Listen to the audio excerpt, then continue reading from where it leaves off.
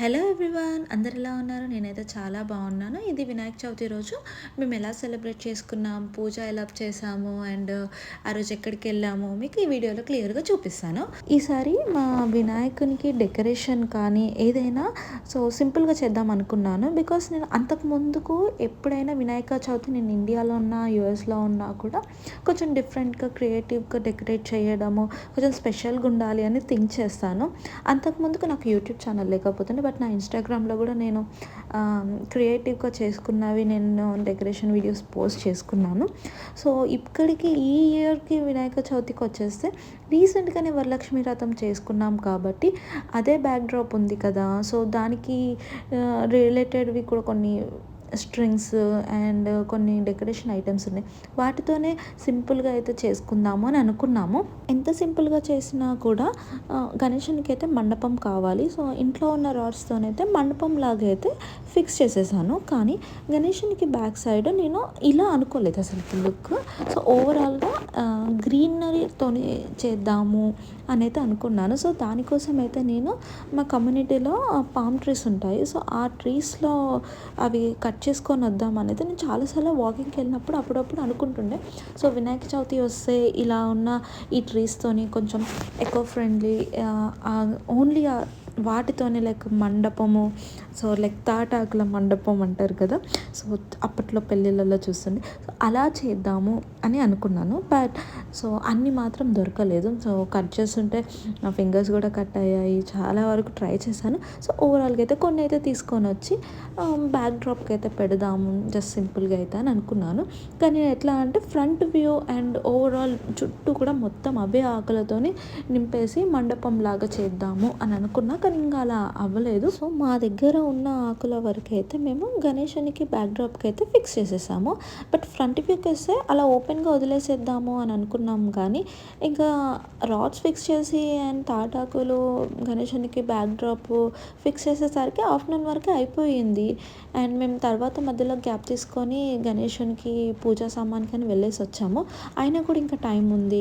So అలా ఓపెన్గా వదిలేయడం ఎందుకు, సింపుల్గా అని అయితే ఇంట్లో ఉన్న కాటన్ బాక్సెస్తోనైతే అలా డిజైన్గా డ్రా చేసేసి అయితే కట్ చేసేసి ఇలా డెకరేట్ చేసాము. అండ్ లోటస్కి చేసినప్పుడు మేము కలర్ పేపర్స్తో అయితే ఇలా స్టిక్ చేసిండే.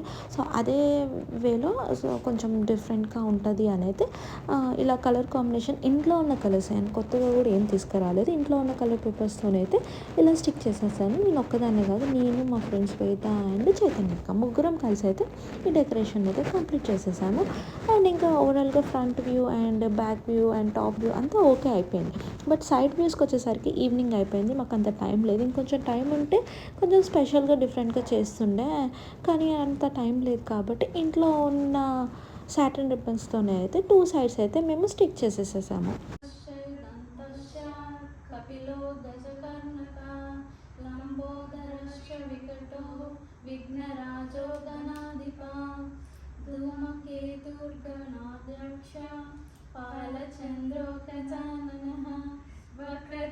అలా మా పూజ అయితే స్టార్ట్ అయ్యింది. మొబైల్లోనే గణేషుని పూజా విధానం పెట్టుకొని మేమే చదువుకుంటూ పూజ అయితే స్టార్ట్ చేసాము. కానీ ఎంత స్టార్ట్ చేసినా కూడా పంతులుండి దగ్గరుండి చేయించినంత కాదు కదా. సో అందుకనే ఇంకా టీవీలో గణేషుని పూజా విధానంది ఒక పంతులది ఏదో పెడితే 45 మినిట్స్ వీడియో అనుకుంటే అది స్టార్ట్ చేసేసాము.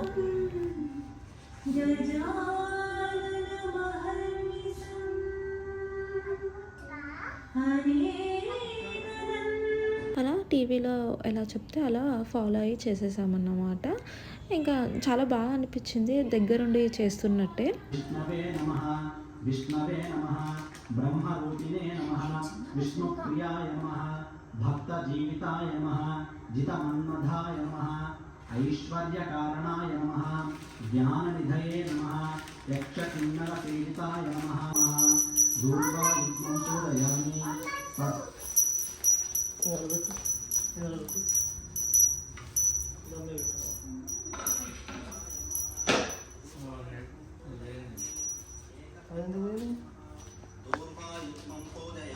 అలా ఫైనల్గా మా పూజ అయితే కంప్లీట్ అయిపోయింది. హారతి ఇస్తున్నాము. ఓవరాల్గా మా పూజ 45 మినిట్స్ టైం పట్టింది. కానీ అంత వీడియో అయితే నేను యూట్యూబ్‌లో అప్లోడ్ చేయలేను కదా!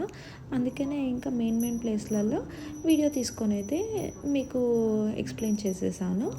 అండ్ ఇంకా ప్రసాదాలకొచ్చేస్తే మేము ఉండ్రాళ్ళు, పులిహోర, పాల తాలికలు, పుల్లకూర అండ్ చప్పుడు పప్పు అయితే చేసేసామన్నమాట. అండ్ ఆ తర్వాత హారతి అయితే తీసుకొని చేసుకున్న ప్రసాదాలనైతే ఇంకా తినేసి మేము టెంపుల్‌కి స్టార్ట్ అయ్యాము. అండ్ ఇంకా టెంపుల్‌కి కూడా అనుకోలేదు. టెంపుల్‌లో కూడా గణేషుడిని పెట్టారు. యూఎస్‌లో ఆల్మోస్ట్ అందరూ 6కే పూజ చేసుకున్నారు. బట్ మాకు ఆ రోజు టెంపుల్‌కి వెళ్ళడానికి వీలు పడలేదు. అందుకని మేము 7th రోజు వెళ్ళాము. అండ్ ఆ తర్వాత ఇంటికొచ్చేసి అయితే కొన్ని వీడియోస్ అలా తీసుకున్నాము. అండ్ నేను చైతన్యక్క వేసుకున్న అవుట్ఫిట్ గురించి చెప్పలేదు కదా! సో మేము ఇదేమీ అనుకోని వేసుకోలేదు. చైతన్యక్క దగ్గర ఆల్రెడీ ఇలాంటి ఫ్రాక్ ఉంది. అండ్ అత్తయ్య అయితే ఇద్దరం సేమ్ ఉంటుంది అని అయితే నాకు స్టిచ్ చేయించి పంపించింది యూఎస్‌కి. అండ్ యూఎస్‌కి వచ్చే వరకు నాకు తెలియని కూడా తెలియదు. చైతన్యక్కకు అత్తయ్యకే తెలుసు.